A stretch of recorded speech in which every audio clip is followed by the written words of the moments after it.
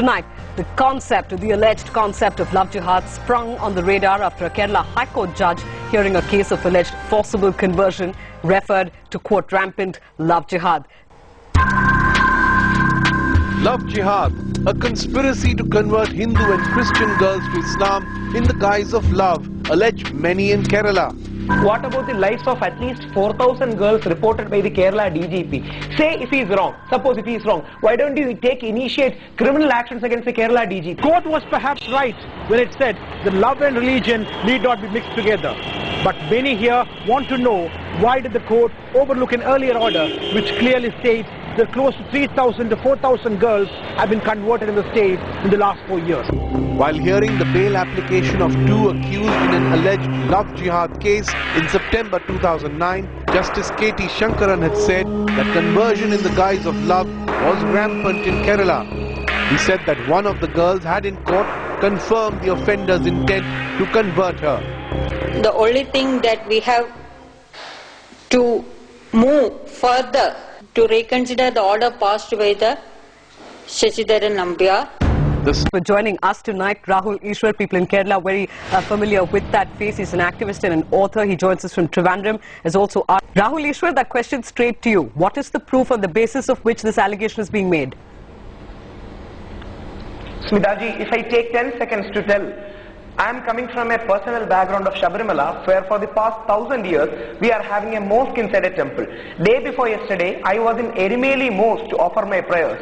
We respect Muslims, we have respected and accepted them for 1000 years. And right now, what is the proof? That's a very valid question. The proof is this: the High Court order, which clearly says for almost 4,000 girls were converted either by coercion or either by compelling, and even the judge has said there are funds from Saudi Arabia under the heading, under the title of scholarship, which is being given for these people. Okay. So it is not a farce. And remember, let me quote report number 18, intelligence report number 18, submitted by the Christian DGP of Kerala. I am only saying a religious name because otherwise many people will say it's a Hindutva agenda. The Christian DGP of Kerala giving a categorical intelligence report to the Kerala High Court, right, that there are almost 1,600 in conversion case in one district alone. So these are hard facts which no one can deny. Rahul. Yes, Smitaji, with all humility, let me point out that was the first report submitted by DGP when there was elections in Kerala.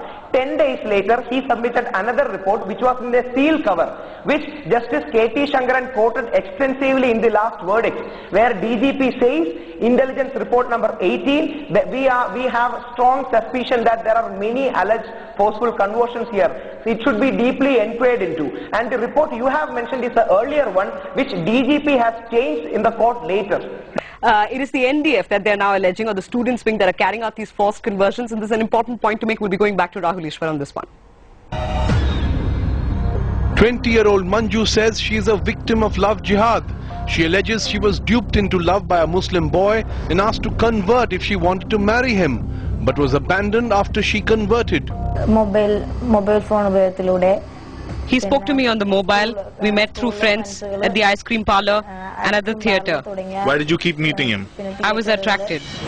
Manju's allegation is supported by Kerala DGP Jacob Punos, who has filed a report in the Kerala High Court saying that 3,000 to 4,000 Hindu and Christian girls have converted to Islam in the last 4 years. Say if he is wrong, suppose if he is wrong, why don't you initiate criminal actions against the Kerala DGP? So what is love jihad? The NDF is an offshoot of the banned Student Islamic Movement of India, say security agencies. Through its student wing, Campus Front, sources in the special branch say it is going on a conversion drive, worrying rival student bodies. And terror is coming onto the campus, and that has to be stopped. This is a new form of terror, not using bombs but using love. Saffron Voices allege foreign funding, saying that love jihadis are given expensive mobiles, bikes and even cash to fight legal battles. Rahul, isn't this a case of pure politics? Absolutely no. See, we don't have any politics. And remember, Kerala is a communist state ruled by communists where BJP is not even having a seat. So there is no politics. And remember one very important campus thing. politics. People like Arati keep on lying that we are against interreligious marriages. No. I am a Nambudiri Brahmin. I am marrying a girl from another community. My very close friend is a Muslim. He married a Hindu, but he didn't convert. Remember, the problem is they are luring girls and forcefully converting them and blackmailing them to convert. That's the problem. And second thing, don't call it love jihad. Call it love terrorism. See, if there is a problem with the word jihad, jihad is a holy word for many Muslims. Doesn't it sound completely ridiculous? Pseudo-secularism, the lives of girls. In the name of secularism, you are spoiling at least the life of thousands of girls. They are being trapped into it. They are being forcefully converted. They are being abandoned. Rahul. It's a reality you cannot overlook. Rahul. Many of them we're referring to are educated, MBAs, many of the cases that you know about. If they're doing this of their own volition, why are they not doing it of their own volition if they're adults? Clearly in this case, it appears to be that the parents were not in favor of it.